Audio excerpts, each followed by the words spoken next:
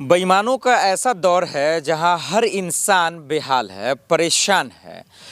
दिल्ली के लाल किला में जो ब्लास्ट हुआ, पूरे इस मुल्क के लोगों को लाल खून से लाल करने की एक साजिश थी। लेकिन साजिश करने वाला वो बेईमान कौन था, ये कब पता चलेगा? ये हिंदुस्तान पूछ रहा है, ये भारत पूछ रहा है और हिंदुस्तान की राजधानी दिल्ली के लोग पूछ रहे हैं।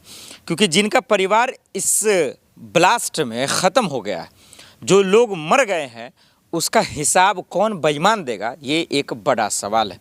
कल हमने दर्शकों को वीडियो बनाया, हमने सवाल पूछा, लेकिन उसका सवाल का जवाब देश के बेईमान क्या दे पाएंगे? क्या वो गद्दार दे पाएंगे? ये एक बड़ा सवाल है।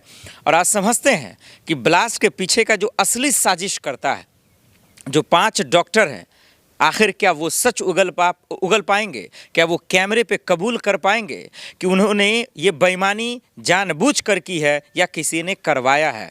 ये बहुत बड़ा सवाल है जो आपको समझने की ज़रूरत है। इस वीडियो को रुक कर, ठहर कर और आराम से शुरू से अंत तक ज़रूर देखिएगा, ताकि आप समझ पाएंगे कि आखिर भारत में इस हमारे पाक मुल्क को नापाक करने के पीछे कौन बेईमान है। और ये बेईमान ये देश के साथ तो बेईमानी कर ही रहे हैं, उन परिवारों के साथ भी बेईमानी कर रहे हैं जिनके परिवार से किसी की जान गई है। इस मुल्क में रह रहे लोगों के साथ बेईमानी कर रहे हैं, लोकतंत्र और संविधान के साथ बेईमानी कर रहे हैं, देश के सिस्टम के साथ बेईमानी कर रहे हैं, देश के साथ गद्दारी और बेईमानी कर रहे हैं। इस बेईमानी का पर्दाफाश आज आपके सामने लाइव कैमरे पर कर रहा हूं और आपको बता रहा हूं और एक एक सवाल का जवाब दे रहा हूं, क्योंकि आप भी ये अब नहीं जानना चाहते, क्योंकि इतनी घटना इस देश में हो चुकी है, इतना इंसिडेंट हो चुका है, इतना दुर्घटना हो चुका है कि आप भी जान रहे हैं कि ये चुनाव की वजह से, तो इसके वजह से, कुर्सी की वजह से ये लोग करवाते ही हैं। कोई आतंकवादी हमला कहेगा, कोई कुछ कहेगा, कोई पाकिस्तान का नाम ले लेगा, कोई हिंदू मुसलमान के नाम पर अपना राजनीति रोटियां सेक कर चला जाएगा। लेकिन असली खेल ना कोई समझाएगा और आप समझते हैं। उसी चीज़ को आज लोगों के सामने रखने की ज़रूरत है। आइए सबसे पहले समझिए दर्शकों, जिस तरीके से दिल्ली पुलिस और तमाम जांच एजेंसियां लगी हुई है, आईबी, तमाम इंटेलिजेंस, ये शायद पहले अगर लगी होती, इतना एक्टिव होती, तो शायद ये घटना नहीं होता। और इसमें जो मासूम लोग मरे हैं, जिनका परिवार तबाह हो गया है, जो लोग अपने परिजनों को खोज रहे हैं, उनके दर्द को क्या बताऊं मैं। ये जितना दर्दनाक घटना है, इस पर जितनी आप जो है दुख जताएंगे उतना ही दुख होगा, क्योंकि उनके साथ पूरा देश तो खड़ा हुआ है। भले भूटान जाकर मोदी जी कह रहे हैं ये बात, लेकिन हम और आप समझते हैं कि नेता कितना खेल कर रहे हैं और कितनी बेईमानी लोगों के साथ कर रहे हैं।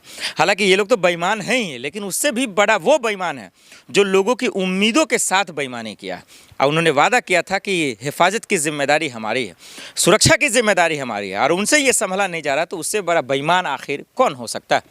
आइए इस खेल के पहलुओं को समझिए, इन बेईमानों को पकड़िए रंगे हाथ। देखिए, अगर ये लोग सिस्टम को मजबूत करते, जो सरकार चला रहे हैं इस वक्त, अगर वो पुलिस को ताकत दे देते, इंटेलिजेंस को ताकत दे देते, अगर नेताओं के इशारे पर, मंत्रियों के इशारे पर इनको नहीं नचाते, राजनीतिक फ़ायदा नहीं उठाते, तो यकीन मानिए इस मुल्क का हर एक नागरिक महफूज रहता, वो सुरक्षित रहता और डंके की चोट पे कहता कि देश विश्वगुरु बने या ना बने, इस देश का नेता सुरक्षित रहे ना रहे, लेकिन यहाँ के लोग, इस मुल्क के में रह रहे नागरिक सुरक्षित रहेंगे।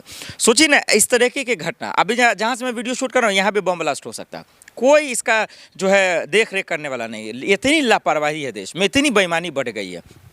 और ये ऐसा मैं क्यों कह रहा हूँ, सोचिए देश की राजधानी हिल गई, देश की राजधानी हिल गई, उसको दरअसल उड़ा दिया गया, तो समझिए पूरा अब कौन सा बचेगा? ये बिहार यूपी क्या ही बचेगा। अब समझते हैं ये 5 डॉक्टरों के दिमाग में क्या चल रहा था और इन्होंने इस घटना को अंजाम कैसे दिया, इसके पीछे दरअसल क्या सरकार है या कोई और है, आइए कैमरे पे बताते हैं।